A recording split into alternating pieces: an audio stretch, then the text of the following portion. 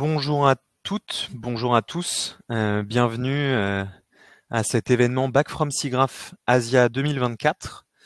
On va se laisser encore quelques minutes, laisser le temps à tout le monde de se connecter, de nous rejoindre, et ensuite je laisserai la parole à mon collègue Marc, qui sera le MC de cet événement.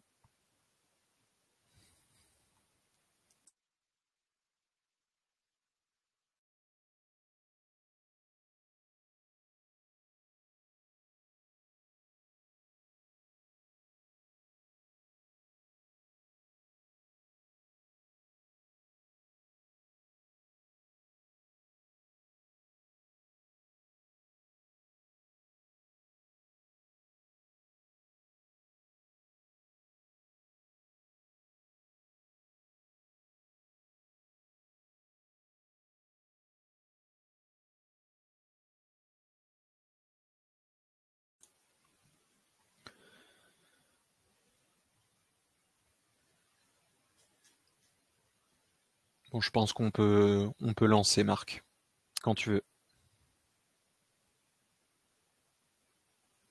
Ok, merci Bastien. Ravi de pouvoir faire ce Back from SIGGRAPH Asia 2024, donc qui s'est déroulé du 3 au 6 décembre dernier, et où pour la première fois donc Cap Digital organisait un pavillon France, et on aura l'occasion d'avoir un petit retour d'un des exposants en termes d'expérience. Et donc juste le SIGGRAPH Asia pour resituer, donc c'est la version donc asiatique dans une ville d'Asie différente chaque année du SIGGRAPH nord-américain. Voilà, on est dans une configuration assez comparable. On est sur cette année donc les chiffres d'audience, de fréquentation de l'ordre de 8500 personnes, donc pendant 3 jours de salon, et les conférences également, donc émanant de 60 pays environ. La thématique, si on peut dire, en tout cas le mindset d'une certaine manière, c'était Curious Minds. Donc c'était vraiment d'essayer d'aller aussi dans des recoins à la fois technologiques et créatifs, je pense, parce qu'il y avait pas mal de choses qui faisaient écho à la manière dont on crée les effets visuels ou l'animation, et ce dialogue donc avec la technologie. Et donc ça passait notamment par des keynotes, et on a vraiment la chance en plus dans ce webinaire d'avoir on va dire une version française du keynote, d'un des keynotes qui a été fait pendant ce SIGGRAPH Asia 2024 avec Philippe Lérena qui nous fera part de sa présentation et puis de son retour d'expérience également du SIGGRAPH Asia. Et puis d'autres des interventions assez variées, et aussi sur notamment celle de Pixar, qui était plutôt intéressante sur l'usage de plus en plus des outils IA dans la conception artistique notamment. C'était plutôt intéressant. Et puis également toutes les avancées techniques qu'il peut y avoir de certains studios qui étaient très présents, comme Weta FX, puisqu'il est dans cette zone géographique un des studios évidemment les plus importants. Je vais passer à la slide suivante. Donc voilà quelques illustrations, notamment de l'intervention de Philippe Lérena, donc une très belle photo. Donc donc sur Arcane saison 2 entre autres, mais il nous expliquera tout ça tout à l'heure. C'est vraiment un événement qui vaut autant par le côté démonstration des nouvelles technologies que par les conférences. Et d'ailleurs, je pense même que c'est d'abord les conférences qui sont le point d'entrée pour cet événement. Et on va vous expliquer tout ça tout à l'heure. Il y avait notamment des sessions, alors il y a différents niveaux de sessions, il y a aussi des sessions type un peu making of, breakdown, sur différents films, et notamment les films à fort contenu d'effets visuels numériques qui sont cités là, et puis des Birds of a Feather qui sont un format en plus petite taille, et d'ailleurs les sessions étaient très très très chargées, puisque là on est sur des thématiques plus, je dirais, du quotidien des studios et des fournisseurs de technologies aussi dans le domaine de la 3D et de l'infographie de manière plus générale. Et c'était plutôt des sessions intéressantes et auxquelles il était difficile d'ailleurs d'accéder tant elles étaient remplies. Les technical papers, on aura l'occasion donc durant ce webinaire aussi d'avoir la chance d'avoir là aussi une version française du Best of Papers dans ce domaine, puisque c'était le studio Lyris et à travers Bastien, donc Loignès, qui viendra nous en parler tout à l'heure. Et puis les thèmes, alors j'ai mis ça un petit peu en vrac parce que je suis pas sûr qu'il y ait une hiérarchie, parce que évidemment 900 soumissions de papier, il y a forcément des choses que c'est la hiérarchie en tout cas que moi c'est des choses que j'ai ressenties à travers quelques papiers que j'ai pu voir passer sur le machine learning pour la création de scènes complexes. C'est d'ailleurs un des aspects du Technical Papers qui nous sera exposé tout à l'heure, sur la simulation, des choses aussi autour du cushion plating, sur notamment des outils pour mieux contrôler ou en contrôler en tout cas la précision dans la durée, sur une séquence vidéo, l'IA générative évidemment, et on aura l'occasion d'ailleurs d'en parler avec Félix Malmonnet qui le chat 3D qui est exposé sur le pavillon France.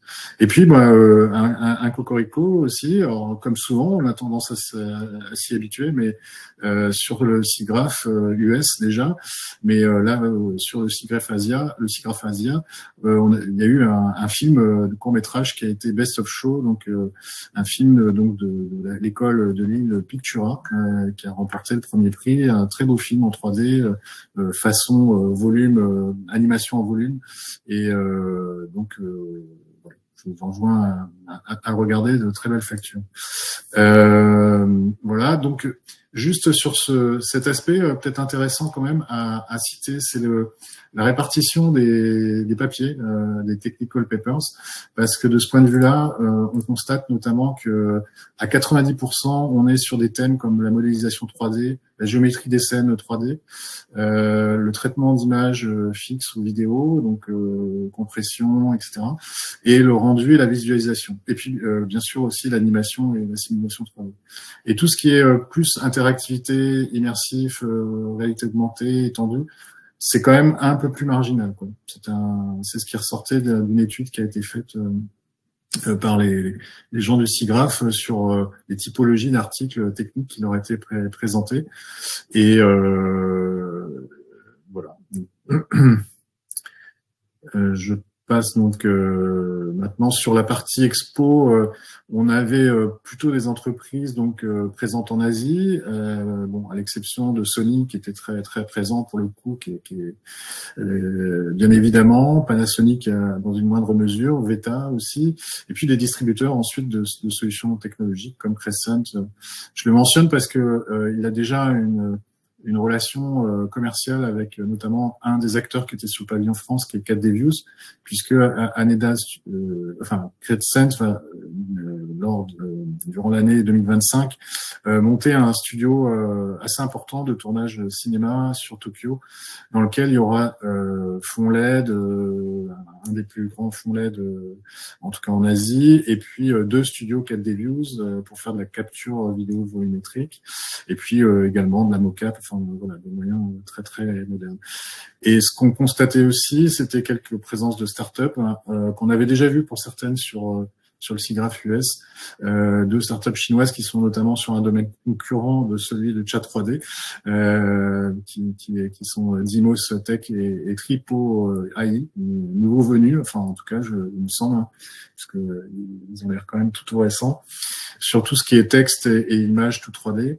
Et peut-être que Félix nous en dira quelques mots. Et puis une boîte ukrainienne sur de la simulation volumétrique en temps réel avec un outil qui fonctionnait plutôt avec un rendu proche de ce qu'on pourrait avoir en VR ou jeux vidéo, mais voilà, qui était quand même tout à fait intéressant. Les énergies de technologie, moi j'ai retenu surtout, alors il y a plein de choses très émergentes justement. 2 choses moi qui m'ont en tout cas frappé, c'est le travail plus là pour le coup sur les interfaces de jeu, notamment ce que peuvent faire les les labos de recherche de Sony sur des interfaces très pédagogiques. Et là, il y avait des choses vraiment très, très intéressantes sur comment on peut utiliser autre chose qu'une manette de jeu vidéo classique et qu'on peut même construire en quelque sorte sa manette de jeu avec en interaction avec ce qui se passe à l'intérieur du jeu. En tout cas sur les jeux PC. Et puis aussi on voit que à travers ces émergentes technologies, parfois il peut y avoir des nouveaux usages auxquels on n'avait pas pensé sur la capture vidéo volumétrique, dont la qualité s'améliore ces derniers temps, et je pense que ça va continuer. Donc on s'approche d'une qualité assez réaliste. Et de ce point de vue-là, donc il y avait une expérience de méditation et de sortie du corps, où on voyait son corps à travers donc une vision en capture volumétrique en temps réel, tout en étant à distance. Donc on est vraiment dans une nouvelle dimension dans ce cadre-là, et c'était plutôt une expérience assez bluffante. Et puis enfin il y a tout en clôture, il y a tout ce qui concerne le temps réel et le live, on va dire numérique, avec des démonstrations sur lesquelles je reviens pas en détail, mais voilà, c'est aussi un état de l'art, et c'est particulièrement dynamique. J'ai trouvé cette partie-là, toute cette partie emerging technology, puis real-time live en Asie versus la version américaine. Voilà quelques images qui illustrent justement l'interface dont je parlais, que Sony a développée, qui permet vraiment d'aller très loin dans l'interaction et avec une vision pédagogique. Et puis il y a des images un peu plus fun, comme la saké party. Ça, c'est une particularité aussi du SIGGRAPH. Et puis une petite image du pavillon France. Voilà. Sur le pavillon France, justement, donc on avait les 4 sociétés qui étaient présentes, 4D Views, que vous connaissez peut-être déjà, et puis j'en ai parlé à l'instant, Chat 3D, donc je vais vous laisser la parole tout de suite après. CGWire, qui édite le logiciel de gestion de production, peut-on dire, Kitsu. Kinetics, donc sur un outil à base d'IA pour, on va dire, transférer une animation filmée en animation 3D. Et puis Mago Studio, donc qui devait d'ailleurs intervenir, mais dont le fondateur Alvaro est grippé, donc finalement c'est Chat 3D, on en est ravi qu'il va le remplacer pour faire un petit retour de son expérience du SIGGRAPH Asia. Et puis United Visual Research, c'est plus une société qui fait de la simulation physique, y compris en respectant les valeurs optiques de manière très poussée pour l'industrie automobile. Donc on était moins sur l'entertainment, mais voilà, qui avait déjà des clients au Japon, dans l'automobile, dans l'industrie. Donc c'était tout à fait intéressant pour eux d'être à ce SIGGRAPH Asia. Voilà, moi j'ai déjà présenté les intervenants, donc maintenant je vais leur laisser la parole, à commencer par Félix, qui d'ailleurs nous a fait la joie de nous rejoindre en étant très très loin de nous. N'est-ce pas, Félix? Oui, exact. Je suis en Chine, et désolé encore s'il y a un petit peu de latence, parce que c'est pas forcément simple avec le VPN. Donc déjà, est-ce que vous m'entendez bien? Oui, tout à fait, oui. Super, j'ai l'impression qu'il y a moins de latence que tout à l'heure, donc génial. Merci de m'avoir invité, Marc et Bastien. Donc oui, tout à fait. Donc moi, je suis le président de Chat 3D, qui est une start-up. On est basé à Saint-Étienne, qui a été créée en 2023, juillet 2023. On est environ 5 full-time, avec quelques freelances autour de nous.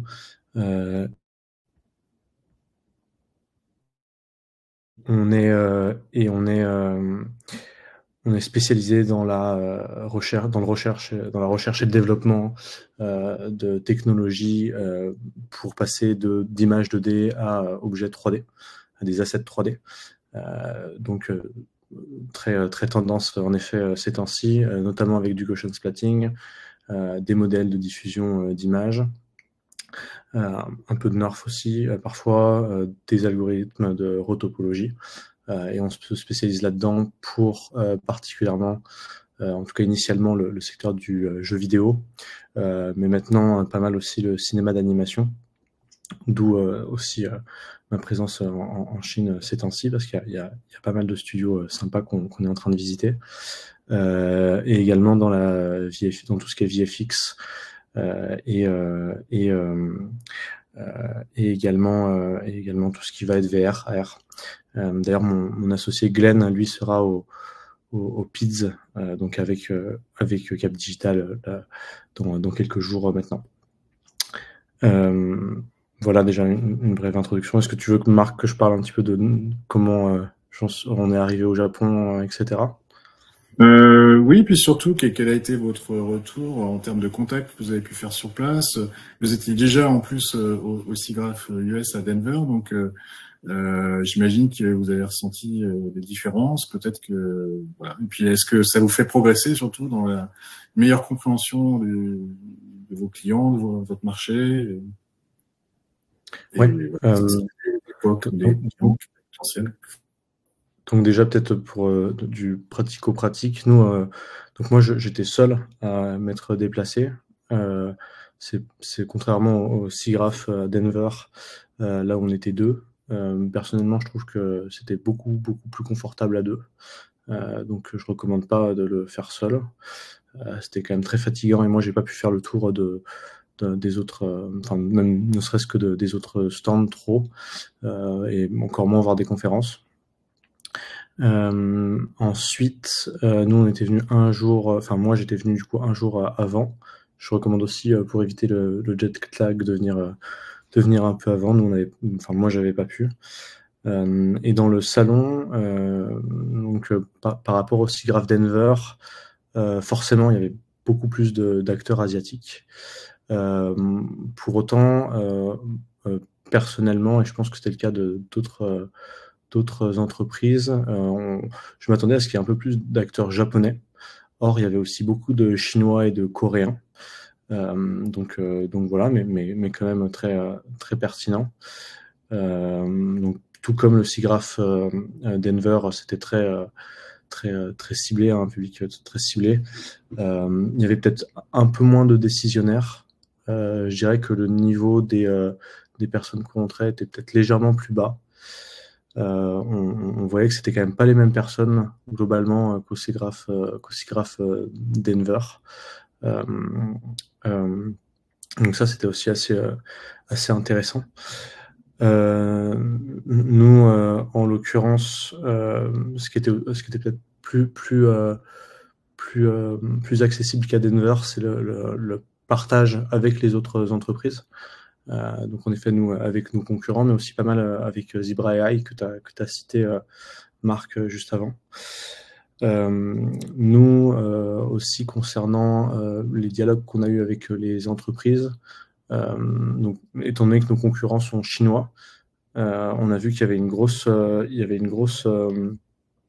comment dirais-je, une grosse attente vis-à-vis des potentiels prospects qu'on aurait eu japonais, sur le fait que nous, on se différenciait de ces concurrents chinois, parce qu'il y a une grosse rivalité entre eux, visiblement. Donc c'était assez étonnant de voir qu'on pouvait appuyer sur cette thématique-là. Et nous, en termes de, je dirais, prospects qualifiés ensuite auxquels on a engagé des discussions aujourd'hui, le principal, je dirais que c'était Niantix, qui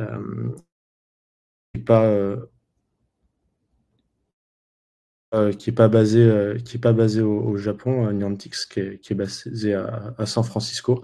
On avait pour autant déjà parlé un petit peu avec eux au préalable, mais là c'est au Japon qu'on a rencontré les bons interlocuteurs. Donc bonne opportunité dans ce cas-là.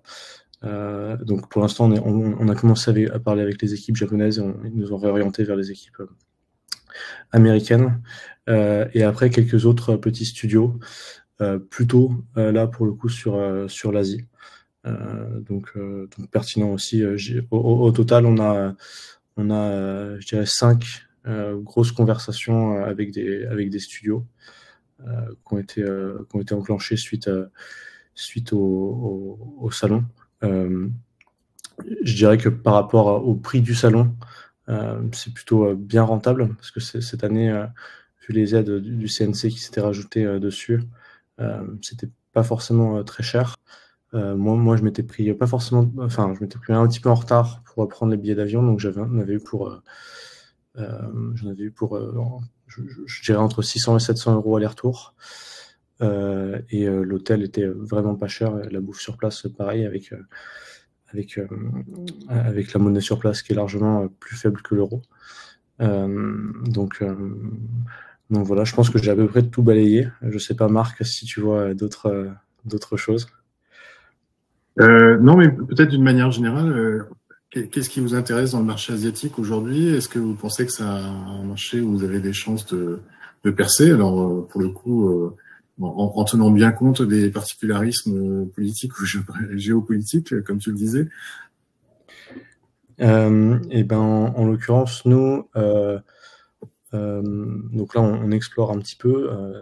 Dans le jeu vidéo, c'est un marché qui est en très forte croissance pour le coup, hein, et c'est là aussi où il y a le plus de joueurs dans le monde.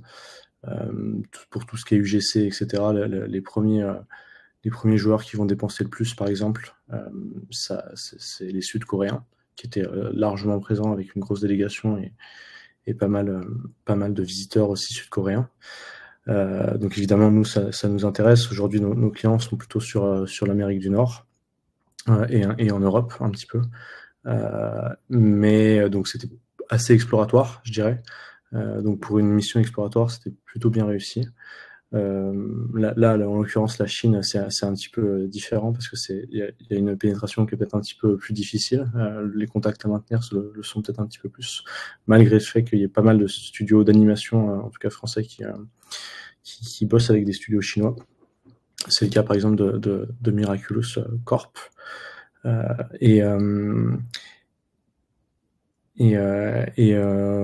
l'occurrence, oui, je pense que nous, en tout cas, c'était vraiment, enfin, ça nous a donné envie d'aller plus loin et peut-être de refaire quelque chose là-bas en ce qui nous concerne. Très bien. Merci. Félix, n'hésitez pas d'ailleurs les intervenants à reprendre la parole si vous aviez des questions éventuellement à poser à l'issue des différentes interventions. Mais alors c'est assez troublant parce qu'on continue à voir les lèvres qui bougent, tes lèvres qui bougent, Félix. Et apparemment tu as fini de parler, hein, je crois. Et ce que je vous propose, c'est de passer dans un autre registre, si je puis dire, puisque donc il y avait notamment parmi les intervenants pour les keynotes, donc qui étaient vraiment très très suivis. Et puis il y avait donc un très beau keynote de Philippe Lerena qui nous fait le plaisir de nous en donner en quelque sorte un extrait en français. Et puis peut-être avant que tu rentres dans ta présentation, Philippe, est-ce que tu peux nous dire en quelques mots qu'est-ce que ça a été pour toi le SIGGRAPH Asia? C'était, j'imagine, pas ton premier SIGGRAPH, mais qu'est-ce que tu en as retenu en quelques phrases? J'ai même une petite présentation. Je suis venu avec un peu de support. Alors désolé, ça se présente pas super top. Allez, on va essayer de le présenter comme ça. Mais je vous ai mis un petit, génial, un petit condensé de cette expérience japonaise. Alors, je vais pas forcément rentrer trop dans ma presse. Je vais en parler un petit peu. C'était pas l'idée, c'était vraiment de faire un retour du SIGGRAPH en général, même si j'ai une petite partie là-dessus.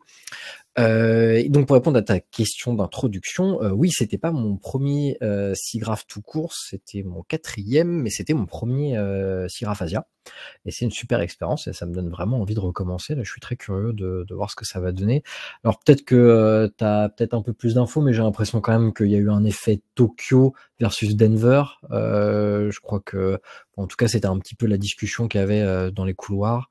C'était que bon, Denver avait été un peu déprécié et puis que Tokyo est toujours une destination qui a fait plaisir aux gens. Donc c'est clair que c'était un beau SIGGRAPH en termes du nombre de personnes.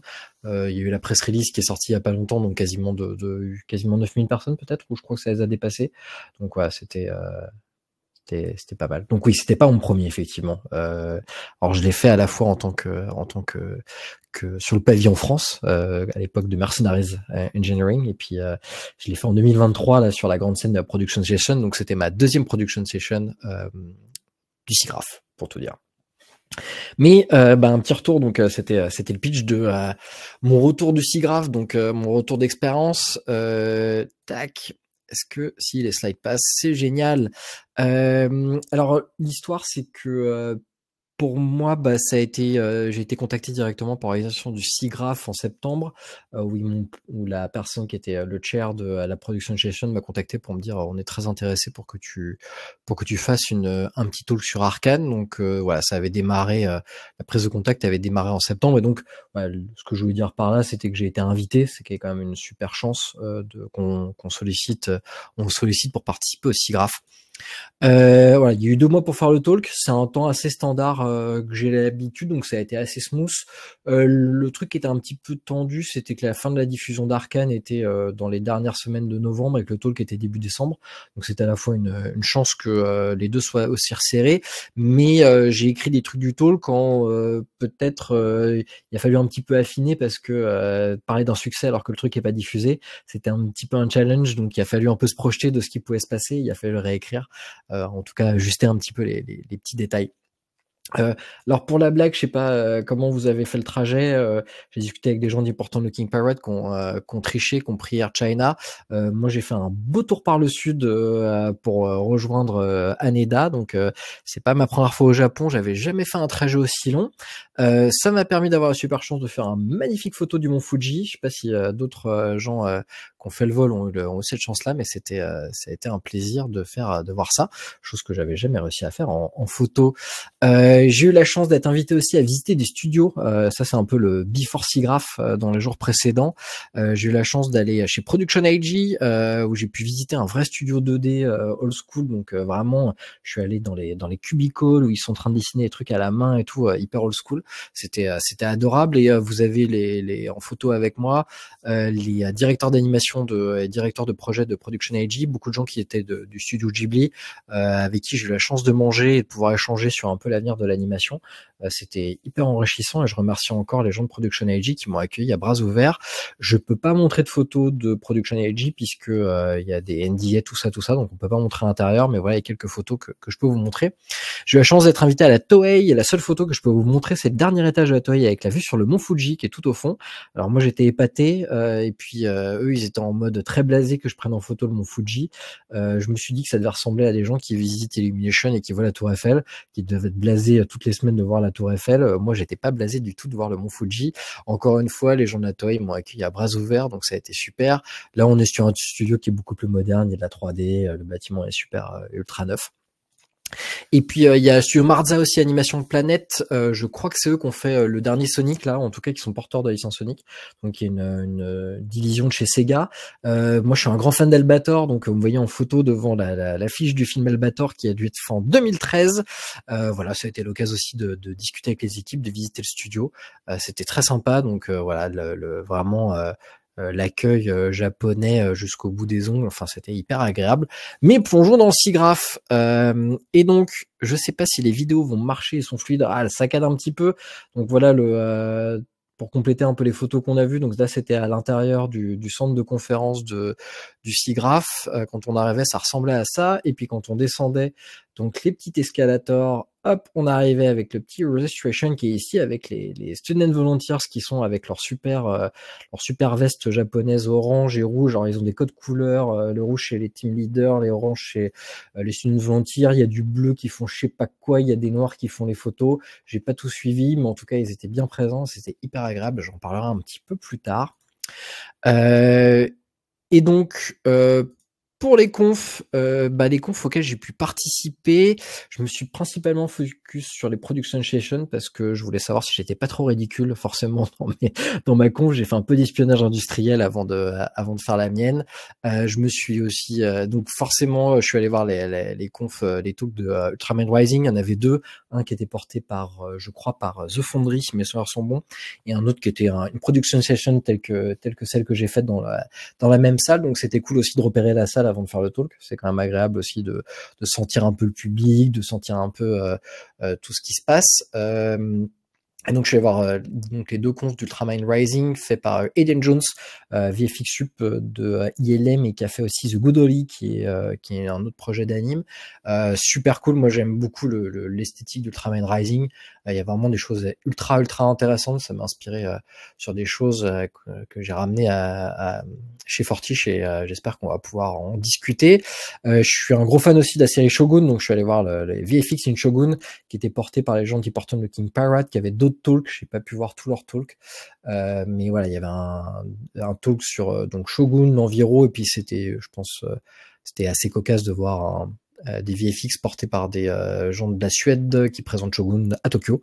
Je trouve ça très international et c'était voilà, super talk, c'est très intéressant. J'ai pu discuter après avec eux dans les soirées un peu networking.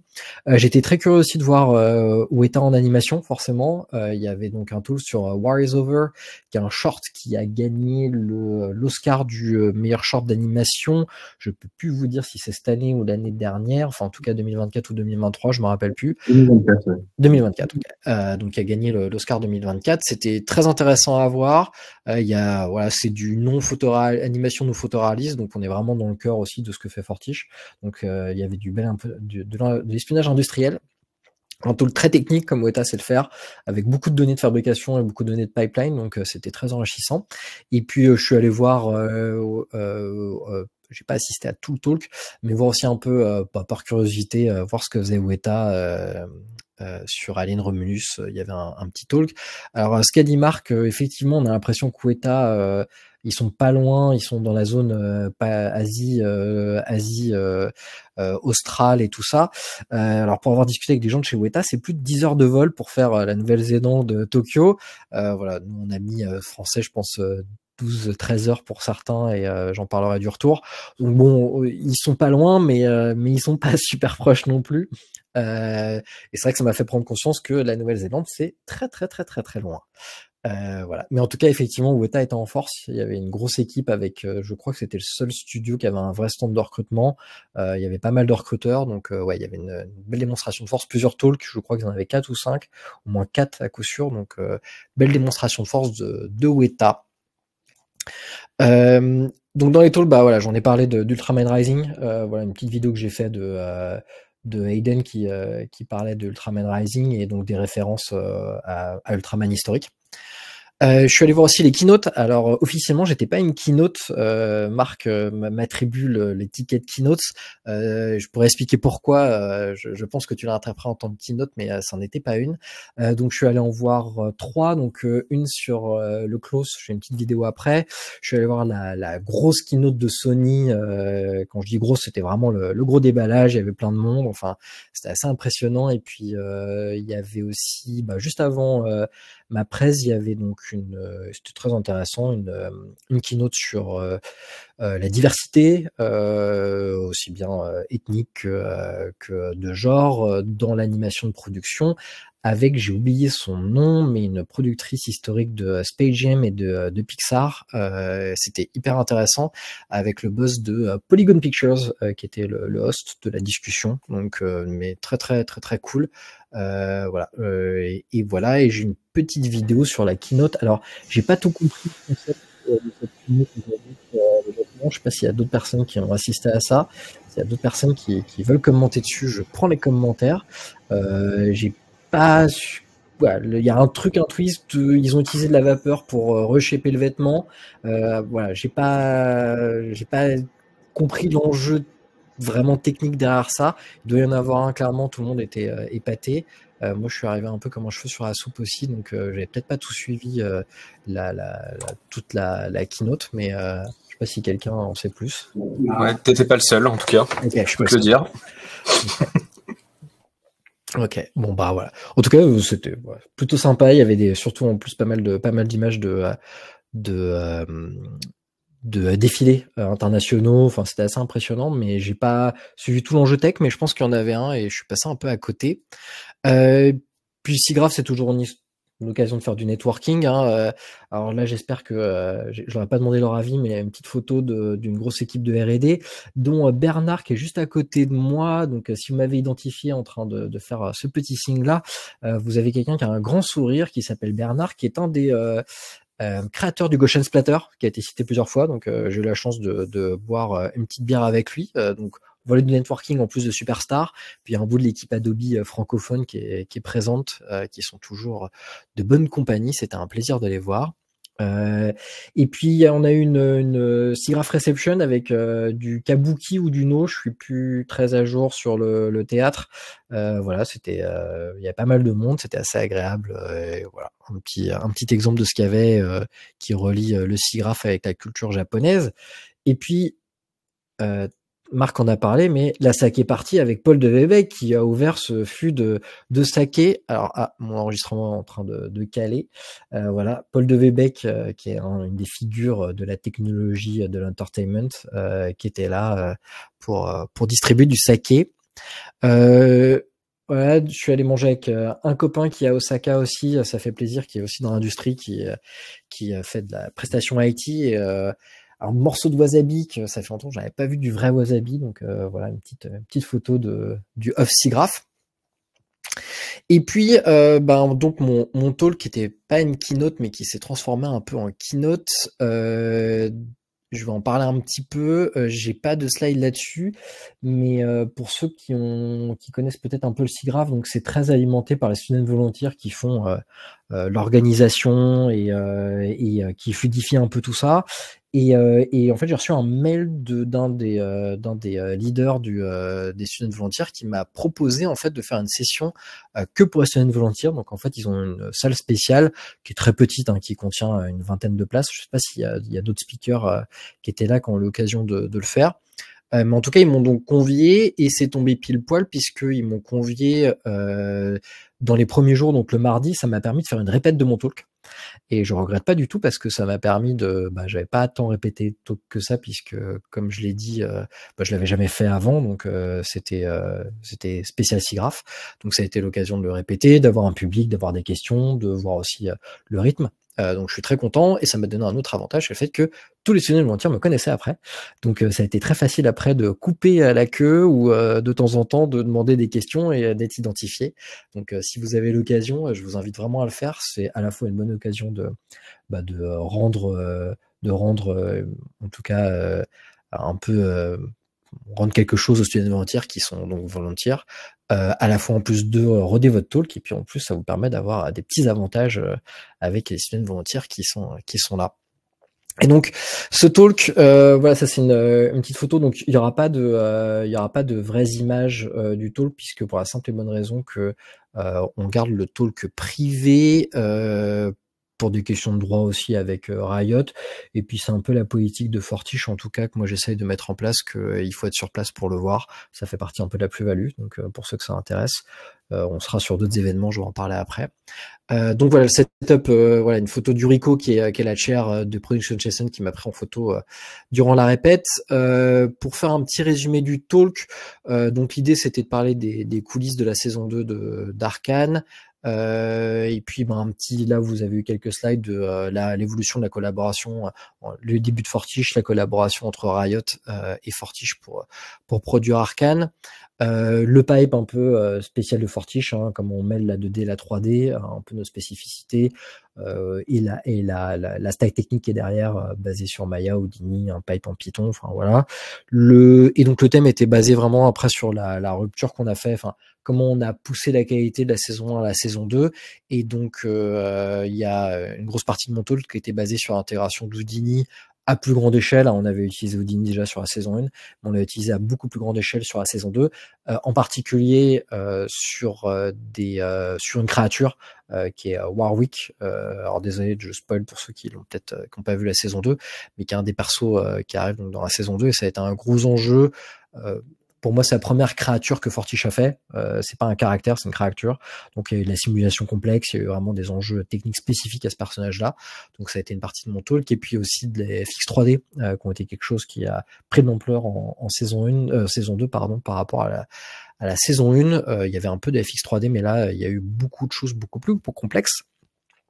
Et puis j'ai parlé de la collaboration avec Carnot Computing, qui est une boîte française où on a réutilisé on a utilisé Carnot pour déborder nos rendus.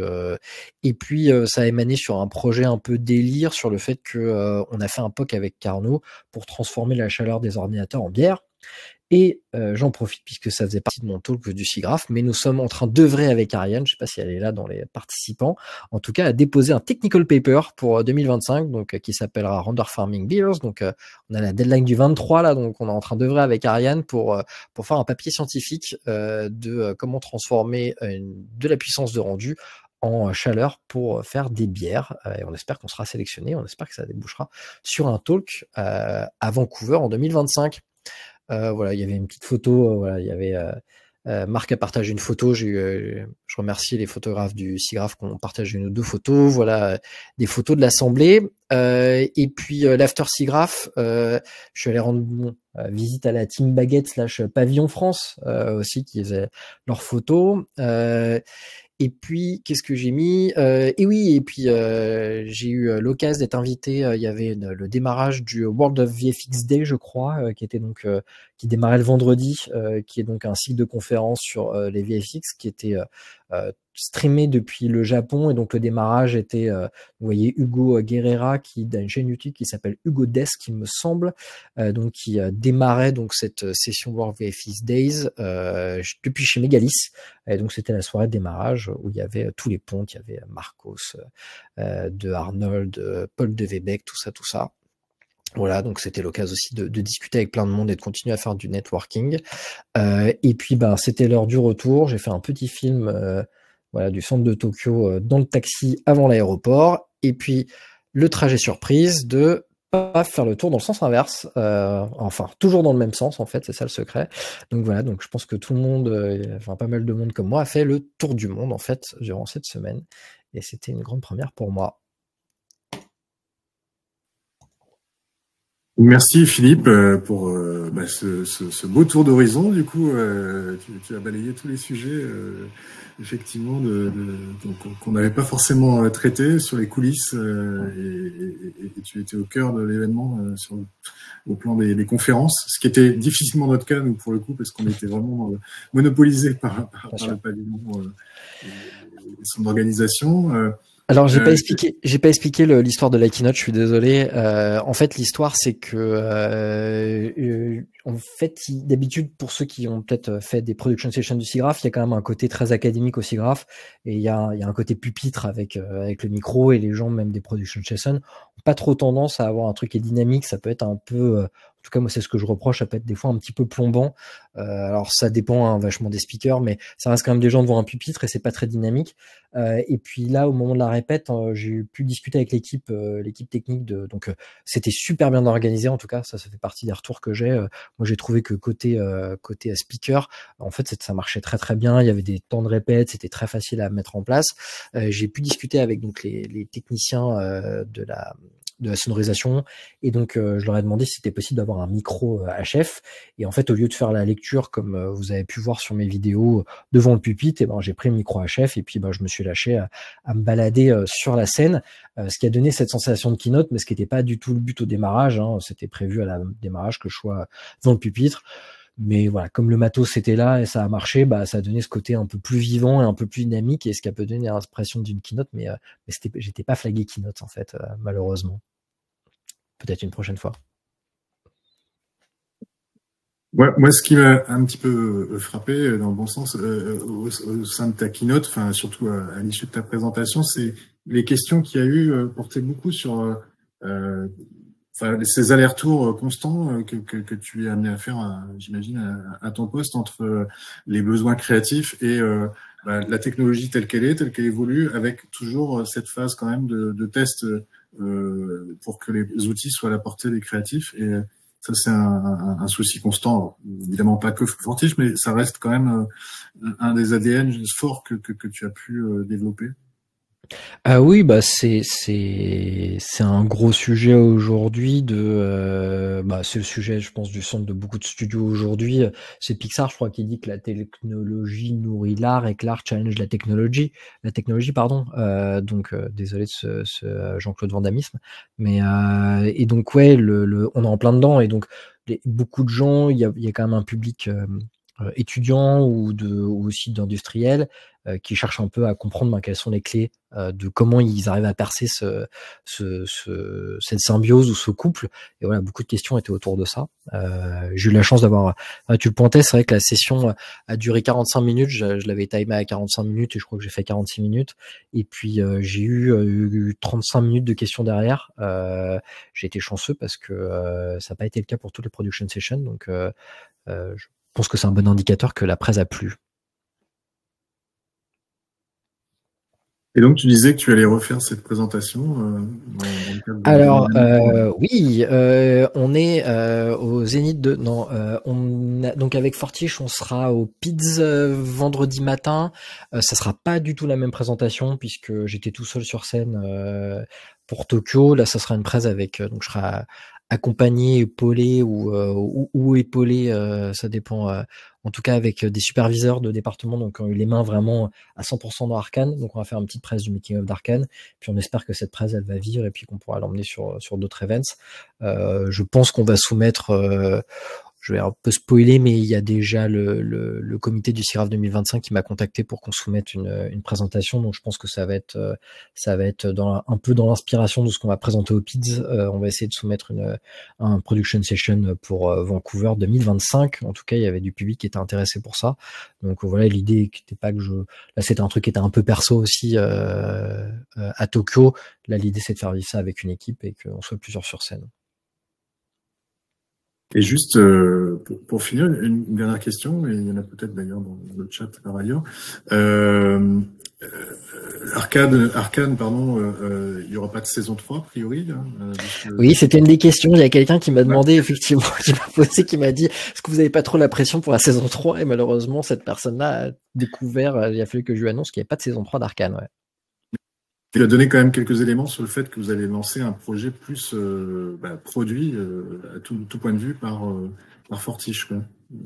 Alors, tout à fait, on a un projet qui est dans les tuyaux qui s'appelle Penelope Sparta qu'on a annoncé à Annecy 2024. Donc, un projet 100% porté par Fortiche. Donc, la réal, la concept, l'IP, tout est porté par Fortiche. Il y a une petite communication de presse qui a été réalisée au mois de juin. Donc, n'hésitez pas à vous reporter là-dessus pour en savoir plus. Ok, effectivement, à suivre. On va changer tout à fait d'univers, non pas, mais parler de technique, là, pour le coup. On va rentrer. Je crois qu'il y a quelqu'un qui a posé une question sur le chat. Je ne sais pas si tu veux prendre, Marc. Je me permets de... Ah oui, c'était la question de Antoine, notre directeur de la communication et de l'animation éditoriale. Et alors, c'est peut-être plus une question pour un des exposants. Effectivement, est-ce que c'est pas lié notamment, il a un petit peu répondu sur le fait que les coûts étaient moindres au Japon par rapport aux États-Unis, qu'il y a eu cette fréquentation effectivement très importante, aussi importante qu'à Denver. Hein, c'était quasiment les mêmes chiffres. Donc je sais pas, est-ce que Félix, tu veux, par exemple, ou Philippe d'ailleurs, mais ajouter quelque chose par rapport à cette question? Moi, si tu me laisses le micro ouvert, je parle. Hein. Oui, il y a le coup. C'est vrai que c'était. Je suis allé au Japon la dernière fois en 2017. C'est vrai que là, j'ai une surprise du yen qui a dégringolé. Donc, les bières ont coulé à flot. Je pense aussi que le marché, c'est un sujet qui bouge pas mal. Je pense que le marché était vraiment down cet été. Et là, ça reprend un peu. Je pense que ça a aussi incité un peu des gens à sortir. Et il y a des projets, à mon avis, qui ont été bouclés là. Et je pense en particulier au gros. Quand on discute, ça a été, ce qui est aussi intéressant dans le networking, j'en ai pas trop parlé, mais il y a forcément des ragots de couloir qui existent aussi. Enfin, comme toute session, hein, comme toute conférence. Et effectivement, on sent qu'il y a une reprise, et je sens plus une reprise maintenant que ça n'a été cet été. Puis il y a un effet où tout le monde est quand même. Tokyo est une ville qui attire les gens, hein, il n'y a pas de secret, donc. Oui, pour le coup, moi j'ai aussi vu des acteurs comme Esco, enfin qui ont quelques clients, en tout cas qui prospectent sur l'Asie, et dans un contexte de marché qui semblerait reprendre. Enfin, en tout cas, c'était leur discours également que j'ai pu entendre. Le SIGGRAPH, c'est aussi toute la partie technologique pure et dure, mais voire scientifique, hein, puisqu'on est au plus haut niveau dans ce domaine du computer vision. Les Français sont toujours aussi très représentés, donc on est très heureux de pouvoir à chaque fois trouver une pépite, comme c'est le cas avec le Lyris et ton équipe, Bastien. Et donc, est-ce que tu peux nous expliquer simplement, parce que c'est quand même un sujet assez complexe, j'ai voulu essayer de comprendre, quelle était la teneur de l'innovation que vous mettiez en avant, enfin du travail de recherche, puisque ça pourra peut-être pas s'appliquer tout de suite, mais sur les scènes 3D complexes notamment et leur rendu. Oui, enfin, j'ai même les slides, de la présentation. En fait, ce qu'il faut savoir, c'est que à SIGGRAPH, du moins, alors moi, c'était mon deuxième SIGGRAPH Asia, j'avais fait celui de Sydney l'année dernière aussi. Et en fait, à SIGGRAPH, les présentations sont relativement courtes. Cette année, on avait 10 minutes pour présenter le contenu de notre article, ce qui est pas forcément suffisant pour présenter en profondeur de toute façon la technique qu'il y a derrière. Mais c'est aussi une bonne chose parce que ça rend les présentations plus accessibles et ça permet de faire découvrir les domaines. Donc je peux essayer un peu de vous montrer ce que j'ai fait si on a le temps et si vous voulez. Au moins la première partie de contexte que je peux vous montrer, que j'ai faite un peu spécialement pour ici. Alors, est-ce que je peux partager mon écran?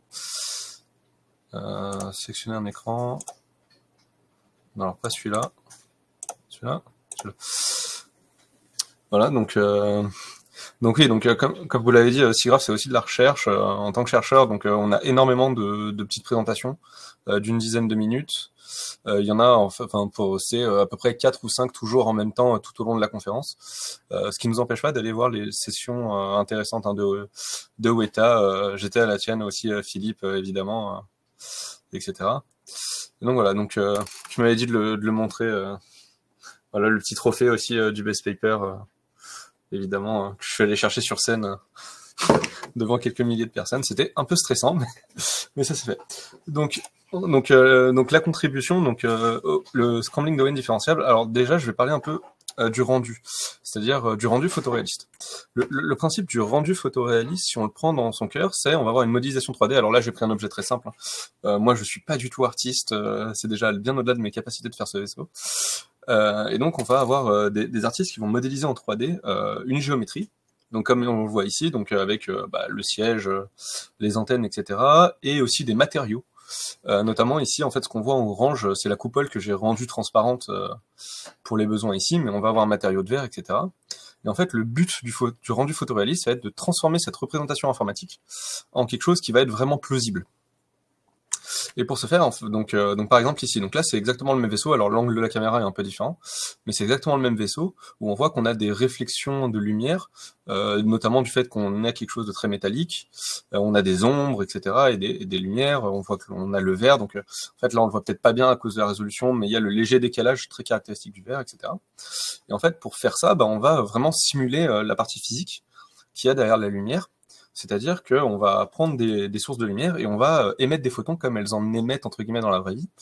Alors, le problème de faire ça, c'est qu'une source de lumière, c'est plusieurs milliards de photons par seconde que ça peut émettre.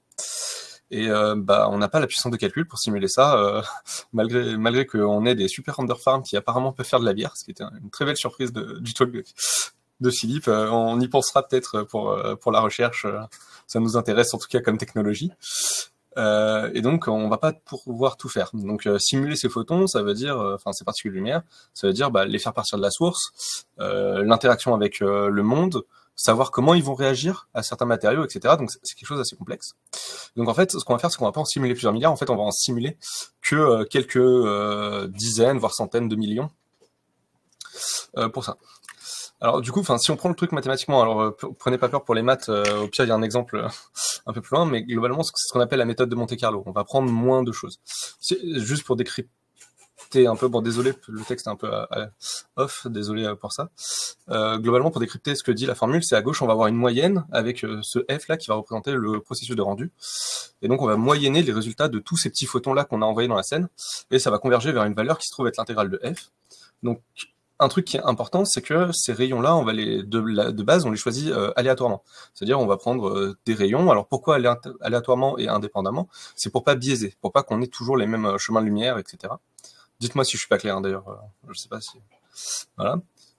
Et donc, en gros, donc ce que ça veut dire, c'est qu'en fait, on va commettre de moins en moins d'erreurs. Si je vous affiche juste rapidement à quoi ça ressemble. Donc là, c'est exactement le même rendu, mais si on prend qu'1 million de rayons, on voit qu'on a énormément de bruit dans l'image. Et ça, c'est parce que on a des contributions très différentes de plein de photons différents. Mais quand on en prend 10 fois plus, petit à petit, on voit moins de bruit. Et évidemment, quand on en prend 100 millions, là, à cette résolution-là, on voit déjà plus le bruit. Il se trouve qu'il y en a encore pas mal si on pouvait zoomer, etc. Et donc, en gros, essentiellement, on peut essayer d'estimer l'erreur, et on a même une estimation assez précise, qui va dire qu'on va décroître en l'inverse de la racine carrée du nombre d'échantillons qu'on va mettre, donc du temps de calcul. Et alors ça, pourquoi est-ce que c'est pas bien? Parce que ça veut dire que si on veut être 10 fois plus précis, il faut pas seulement 10 fois plus de temps de calcul, il en faut 100 fois plus. Et si on voulait être 100 fois plus précis, il en faudrait donc 100 au carré fois plus. Et je vois la tête de Philippe qui a dû voir des images bruitées pas mal. Oui, bien sûr, c'est mon quotidien de CTO Voilà. d'avoir des infrastructures qui sortent sans bruit, qui sortent des images sans bruit. Donc ouais, bien sûr, Voilà. La convergence de tout ça est un problème. Exactement. Donc la convergence du processus est un problème et c'est lent. Et donc le domaine dans lequel j'ai travaillé, donc j'ai fait ma thèse, je l'ai soutenu un peu avant SIGGRAPH, la semaine d'avant SIGGRAPH. Donc j'avais ma soutenance de thèse, puis j'ai pris l'avion pour venir à Tokyo, ce qui n'était pas la pire des choses à faire quand même. Et donc mon domaine, c'est d'essayer de faire en sorte qu'avec le même nombre d'échantillons, on aille plus vite. Alors comment c'est possible? En fait, si on prend le problème le plus basique d'intégration, c'est celui d'approcher l'air sous une courbe comme ça. Et si on prend la méthode de Monte-Carlo, c'est-à-dire on va prendre ces rectangles-là. On va sommer les petites aires de tous ces rectangles-là pour essayer d'approcher l'air du truc. Et on voit que le côté très aléatoire, ça aide pas. Et en fait, le quasi Monte-Carlo va venir essayer de sélectionner des localisations très précises, plus précises en tout cas, d'être plus uniformes pour mieux couvrir le domaine. Et donc voilà, et donc c'est dans ce contexte-là que mon article s'est fait. Je pourrais continuer sur la contribution technique si vous voulez, mais je suis pas sûr que ce soit forcément l'ambiance ici. Mais au moins vous donner un peu l'idée générale. Donc on peut aussi visualiser ça sous forme de courbe très rapidement. Donc ça, c'est des échantillons aléatoires à gauche et la vitesse de convergence à droite, symbolisée par la pente. Et donc suivant ce qu'on peut faire, donc nous on est capable de produire quelque chose qui ressemble à la courbe en bleu.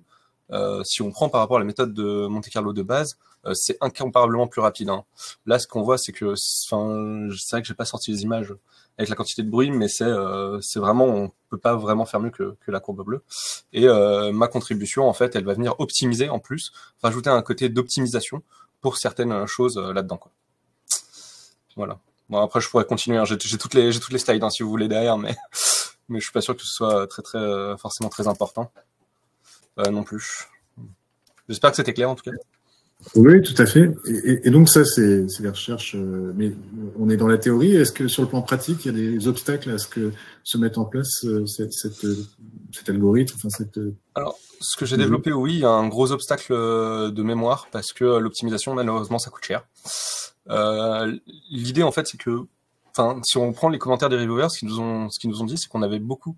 En fait, c'est très surprenant comme résultat ce qu'on a obtenu. On savait pas qu'on pouvait les avoir, et c'est un peu aussi pour ça qu'ils ont été très enthousiastes par rapport au travail. Donc en fait, c'est vraiment la recherche. C'est pas, ça avance à pas à grands pas. Ça avance à plein de petits pas. Petit à petit, c'est chacun vient mettre une brique dans un mur jusqu'à faire une pyramide, etc. Donc pour l'instant, l'application, elle est pas forcément incroyable. Alors, je peux quand même en montrer, ça c'est toute la présentation, la partie technique, je peux quand même montrer à quel point est-ce que l'optimisation, ça peut être utile. Donc, à gauche, c'est la courbe en bleu que je vous avais montrée, et à droite, c'est ce que nous, on produit. Et ce qu'on voit, c'est qu'on a plein d'artefacts de bruit à gauche qui sont dus à des corrélations qu'on arrive à supprimer en optimisant proprement nos échantillons. Donc, on a un rendu qui est vraiment plus propre, avec un temps de calcul extrêmement similaire, quoi. Donc, ça a un impact, mais pour l'instant, en termes de coût mémoire, c'est juste pas gérable dans la pratique, quoi. Voilà. Est-ce que ça répond à ta question, Marc? Oui, tout à fait, oui, bien sûr. Et du coup, vous êtes sollicité par des éditeurs de logiciels 3D. Vous avez reçu déjà des demandes de compléments d'information pour savoir comment implémenter cette technologie, enfin cette solution du moins technique. Alors sur comment l'implémenter, en fait, nous, en fait, enfin c'est même un peu un des trucs qui est intéressant en France et principalement dans le labo, c'est que nous on publie le code et tout le résultat. C'est-à-dire que si les gens veulent réimplémenter le truc, ils peuvent repartir de mon code. D'ailleurs, moi je vous mets la petite animation de l'optimisation par exemple. Voilà, juste, vous comprenez pas forcément pourquoi ça fait des sauts comme ça, mais essentiellement ça fait des points jolis. Et donc là, par exemple, je vous mets un QR code. Si vous voulez le scanner, vous tomberez sur la page projet sur laquelle vous trouvez le code qui est capable de reproduire exactement tous les résultats de l'article. Voilà, c'est d'ailleurs une initiative qui est portée par David, qui est un des co-auteurs du papier, qui a été mon encadrant de thèse et qui m'a d'ailleurs embauché là en tant qu'ingé de recherche, de promouvoir une recherche complètement open source et complètement libre d'accès pour tous. Voilà. Et d'ailleurs, je le précise aussi, en tout cas pour les articles de recherche en France, ils sont tous disponibles sur HAL gratuitement. Vous n'avez pas besoin de payer ou de vous mettre derrière des paywalls. Voilà. Si vous creusez un peu, normalement vous les trouvez. Voilà. Les éditeurs aiment bien faire payer beaucoup, mais voilà. Donc, mais effectivement, pour continuer un peu là-dessus, donc il y avait une session questions après, et j'ai été approché par des gens de Microsoft pour faire du temps réel, notamment avec ma méthode, qui, donc eux, ils vont utiliser un peu ce principe de propagation de lumière, sauf qu'ils vont pas avoir le budget nécessaire en termes de temps de calcul pour avoir des millions de rayons. Et donc en fait, le peu de rayons qu'ils vont lancer, ils veulent qu'ils soient vraiment très très bons. Donc voilà, donc j'ai répondu à leurs questions, à voir ce qu'ils en feront, s'ils en font quelque chose plus tard. J'étais approché par des équipes qui font du rendu différentiel aussi. Il y avait une pour savoir comment l'intégrer dans leur framework, etc. Mais pour l'instant, c'est vraiment de la recherche, on va dire pas primitive, mais qui a pas encore passé et qui est pas encore passé entre les mains des ingénieurs, qui vont transformer ça, rendre ça encore meilleur potentiellement. Mais on n'en saura probablement jamais rien parce que c'est des secrets industriels.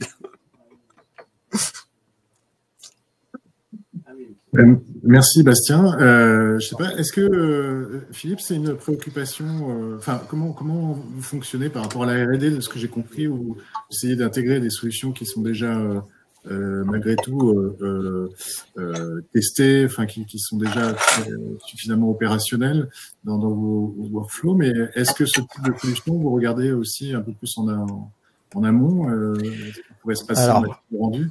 Alors, pour le coup. Oui. Bah, là, ce que Bastien vient de décrire, on est un peu, Bastien et moi, on est un peu à l'autre bout d'un tuyau, en fait, qui est entre le moment où la R&D, où il y a la recherche la recherche fondamentale que Bastien mène et puis les images qui sortent. Il se passe du temps de l'ingénierie, du test, de l'optimisation, production proof, que ça amène pas de problème dans les images parce que aujourd'hui c'est quelque chose qui est très précis là ce que propose Bastien. Donc j'ai pas vu ton papier et c'est super cool, j'ai copié le truc. Donc je vois que c'est un sujet sur la distribution en fait de ce que je pige. Des échantillons de lumière, ouais. Non, ouais. Et donc ce qu'il faut voir après en prod, c'est qu'aujourd'hui, nous, il y a tellement de use cases qu'on a besoin de gérer en production. Et il y a rendre une image, mais il y a rendre une image de production qui fait Arcane ou Ultraman Rising, avec des use cases de comment ça marche quand c'est plus un shader qui est comme ça, comment ça fait ci, comment c'est intégré quand on commence à séparer les AOV. Alors pour lequel la distribution, ça peut être un sujet pour les AOV. Pour les autres cas que j'ai cités, pas forcément le cas. Et donc, par rapport à ta question, bon bah là je vais mettre mon autre casquette, c'est que je suis un ancien de chez Mercenaries Engineering, donc le rendu c'est un sujet que je porte au fond de moi, et donc oui, c'est des sujets que côté Merce typiquement, voilà, là on a le truc de typiquement un papier que Bastien vient de faire, c'est quelque chose que je viens d'envoyer immédiatement en fait à Benjamin Legros de Mercenaries précisément pour te le dire, qui donc j'espère regarder peut-être à un moment dire ah tiens c'est intéressant, est-ce qu'on peut l'implémenter dans Guerilla pour optimiser les rendus et donc sortir des images, ce qui va prendre du temps énormément parce que la version de prod que nous avons de Guerilla aujourd'hui qui aujourd'hui sort les images d'Arcane Je fais un coup d'auto-promo parce qu'on a sorti une petite vidéo il y a une semaine qui s'appelle Welcome to Noxus, qui est la 17e vidéo qui vient de starter sur 17e meilleur démarrage de YouTube. Nous avons battu Taylor Swift. Donc voilà, et Ariana Grande, je crois, d'après les Mérité. Mérité. Donc, 170 millions de vues en une semaine. Et donc voilà, ça c'est une des dernières prods qu'on a sorti chez Fortiche. Aujourd'hui, et on a beaucoup bossé avec des éditeurs français tels que Golem est passé sous pavillon Autodesk, mais Mers qui sont toujours indépendants. On a beaucoup bossé avec eux. Il y a quand même un temps d'inertie entre la R&D qu'ils font, les tests qu'on fait et le fait qu'on peut garantir qu'on va sortir le projet avec. Et donc, pour répondre précisément à ta question, j'ai toujours pas répondu. Oui, après, nous, on n'a pas de moteur, on n'a pas beaucoup de R&D en interne. Aujourd'hui, il y a des studios comme Sony qui eux, ont un Arnold maison et donc vont être capables d'intégrer le papier de Bastien en direct. Nous, on s'appuie aujourd'hui sur les éditeurs pour justement. Et donc, je fais de l'influence en envoyant à mes éditeurs le papier qui me semble intéressant.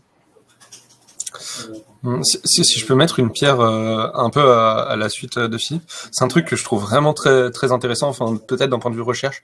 À SIGGRAPH, c'est vraiment la dualité entre il y a la recherche, il y a le technique, puis il y a les production sessions, j'adore ça. Et j'étais l'année dernière à Sydney où il y en avait une de Weta où ils expliquaient comment ils ont fait Avatar The Way of Water avec l'eau et en fait comment est-ce que la recherche amène à faire ça. Et je trouve ça super intéressant parce que les conférences purement de chercheurs, on voit pas le produit fini et je trouve ça vraiment très cool SIGGRAPH, c'est vraiment génial pour ça, je trouve. C'est super intéressant ce que tu dis, Bastien. En fait, il y a une typologie après sur les studios. Aujourd'hui, il y a des studios tels que Weta, Pixar ou Sony qui ont une R&D et qui ont l'ownership du moteur de rendu, par exemple. Et aujourd'hui, la R&D de Weta, elle est quasiment de 60 personnes à la louche.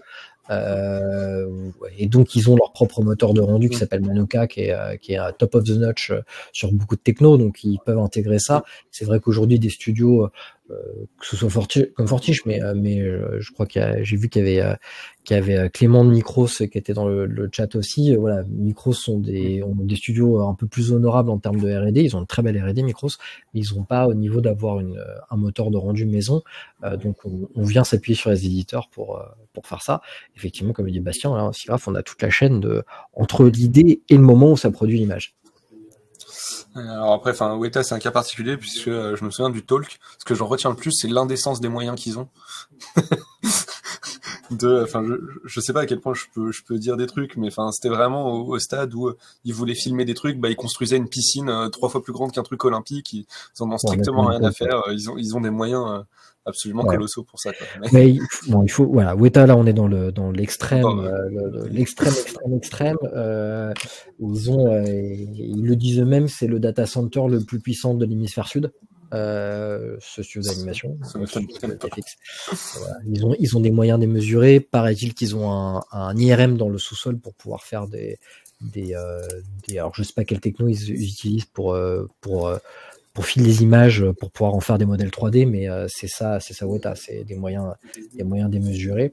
Et je crois que le talk que tu as vu, j'ai eu la chance de le voir en 2023 à SIGGRAPH Los Angeles, et aujourd'hui c'était 5 personnes de Weta qui décrivaient chacun des spécialités qu'ils avaient apportées sur Manuka, qui est le moteur de rendu. C'est 5 personnes qui ont juste bossé sur optimiser le moteur de rendu de Weta pour Avatar. Bon, voilà, on est sur des moyens stratosphériques. Vendez-leur votre technologie de render farming beer. Hein. C'est un objectif. Merci Bastien. Avec Ariane, on espère pouvoir accrocher Kimball, le CTO de Weta, pour faire cette bière d'hémisphère sud. Et d'ailleurs, voilà, pour rejoindre un peu, il y a pas mal de papiers de Weta qui sont trouvables. Par exemple, un projet comme Avatar. Je ne peux pas vous dire le nombre de millions d'heures, mais aujourd'hui, Avatar a eu besoin de quasiment tous les data centers autour de l'Australie pour être rendable.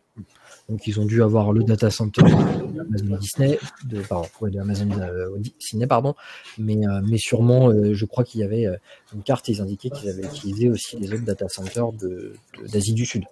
Donc, c'est démentiel. J'en profite, bon courage pour votre soumission SIGGRAPH. Je ne sais pas comment, est-ce que ça m'intéresse de savoir si on a le temps, désolé, de monopoliser le talk, mais de comment vous voyez une soumission SIGGRAPH en termes de recherche, puisque j'ai l'impression que vous, c'est plus pour le côté un peu rigolo de vous l'avez fait, alors que pour nous, en recherche, c'est vraiment très important, les soumissions SIGGRAPH. C'est vraiment beaucoup de travail. Ça m'intéresse de savoir comment vous voyez ça, le processus, etc., comment vous l'abordez. Je sais pas, après Marc, si on a un peu de temps pour... Ouais. Désolé. Marc, rend Oui, mais enfin, sans tout développer, mais oui, quand même, oui. Oui, non, comme tu l'as dit, on le prend avec un peu de légèreté, justement, d'amener ça. On le prend avec de la légèreté et de mettre aussi un pied dans la porte sur des sujets de réduction carbone. C'est quand même ça l'idée principale. Et donc, moi, ce que j'espère, c'est que ça va provoquer. Il y en avait un en 2023, j'ai pas vu en 2024, mais provoquer. Il y a des talks qui sont sous un peu je sais pas le terme exact, mais sous un peu une épique ou un thème. Il y a plusieurs talks qui enchaînent de 10 minutes, souvent, comme Bastien vient de le préciser. Et j'espère que ça va déclencher quelque chose sur l'éco-responsabilité. Parce que c'est vrai que c'est un sujet que, par contre, là, qui est très, très peu abordé sur les milieux internationaux, que ce soit au Japon, j'en ai pas vu, ou en tout cas, il y avait vraiment un petit truc dans un coin pour les écoles, ou aussi bien aux États-Unis, où je sens que c'est pas encore le sujet pour eux. J'espère que ça va faire bouger les lignes. Et donc, comment on aborde ça, en faisant une vraie démarche technique. Il y a des chiffres derrière, il y a des équivalents, il y a une approche qui est derrière, il y a une chimie de la bière, donc il y a un vrai enjeu, il y a de la thermodynamique derrière ça. Donc on le fait au plus sérieux possible, mais forcément en ouvrant la porte sur un sujet plus large qu'est l'éco-responsabilité.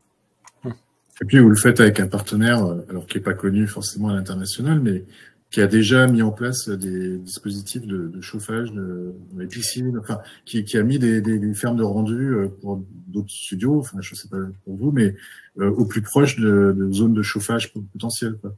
Ouais, effectivement. Alors, Carnot est connu côté IT, côté très tech, mais ils sont pas encore très connus côté entertainment et CG. Donc c'est vrai que ça va être intéressant aussi de voir en venant d'aller avec eux, avec Ariane. J'espère que voilà, on va être sélectionné et que ça va aussi déclencher des discussions. Ils ont fait quand même pas mal de papiers, justement, on est en plein dedans avec Ariane, là, de pas mal de papiers sur les configurations hardware et ce genre de choses. Donc, on va pouvoir se référencer là-dessus. Voilà. Donc, c'est intéressant. Ouais, j'espère que ça va déclencher des discussions. Donc, là, on l'aborde vraiment comme à la fois un peu de légèreté et une tentative de mettre le pied dans la porte sur les sujets d'éco-responsabilité. J'espère. Merci pour ta réponse. Et puis moi, ce que je retiens aussi, c'est le côté aussi essayer de créer des passerelles, des collaborations au sein de l'écosystème. Et où tu parlais aussi de Mercenaries Engineering sur le rendu. Et ça me paraît important. Et ça me fait une petite transition peut-être pour la fin de ce webinaire sur les next steps, entre guillemets. Alors, Bastien, tu voulais dire quelque chose ?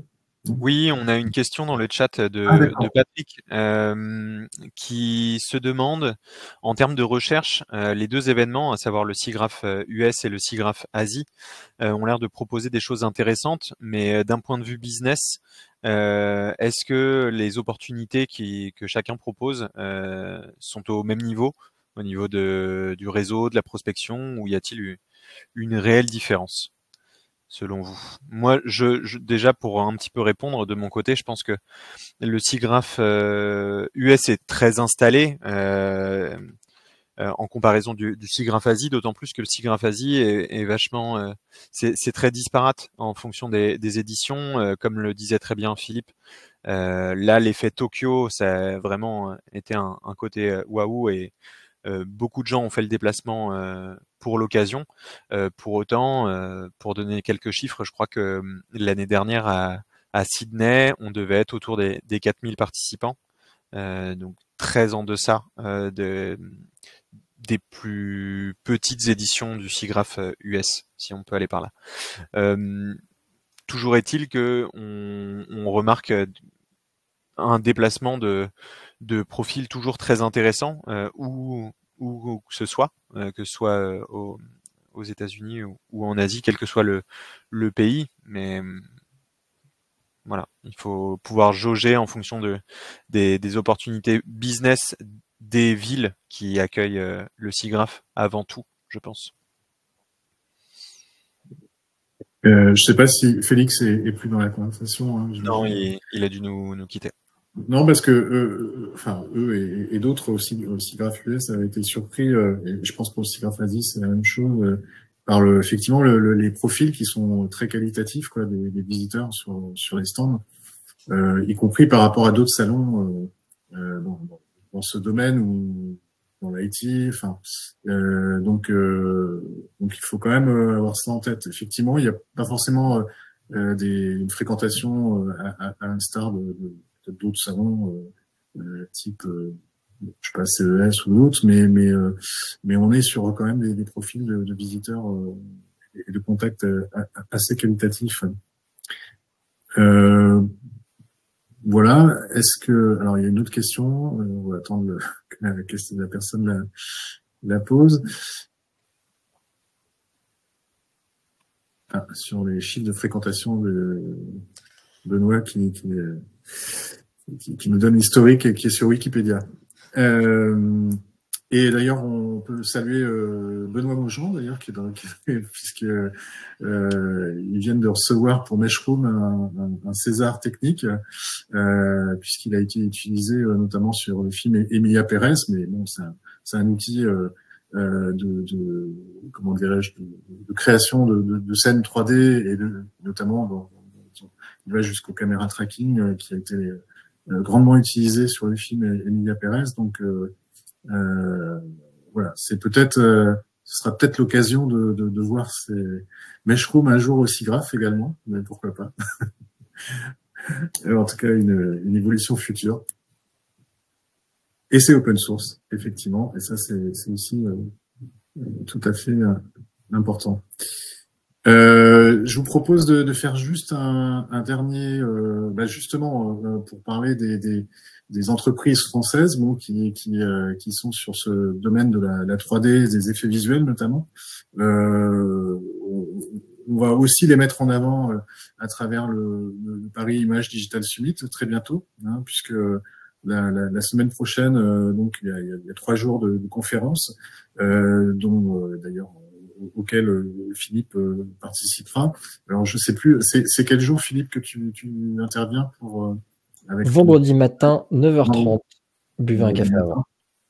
Et si vous avez l'occasion de prendre non pas un café mais plutôt de venir la veille, vous aurez l'occasion, si vous venez dès le matin avec un café, le 23, donc le jeudi, d'assister donc à plusieurs tables rondes, dont une sur l'IA générative que j'aurai l'occasion d'animer avec différents studios, avec Digital District, MacGuff Line, Rodolphe Chabrier, donc et puis également MacGuff Studio, dont on a parlé tout à l'heure, et puis un réalisateur qui a utilisé sur un clip, sur plusieurs clips d'ailleurs, l'IA générative.